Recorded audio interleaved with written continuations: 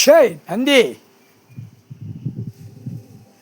நந்தி கணக்கு ஜனநாயக ஓட்டு முத்திரை எலெக்ஷன் முத்திரை கவர்மெண்ட்டு எலெக்ஷன் அறிவித்து கொடுக்கான்ல அந்த கணக்கில் கொல்லி 7 சனீஸ்வரி வைக்காங்க. 2 பேருமே வைக்காங்க. பெண்ணுக்கு பெண்ணு ஆணுக்கு ஆணு. ஜனநாயக ஓட்டு முத்திரை போடுதாண்டா எலெக்ஷன் கை ரேகை கை விரலில் பிடிக்கார் கடவுள்.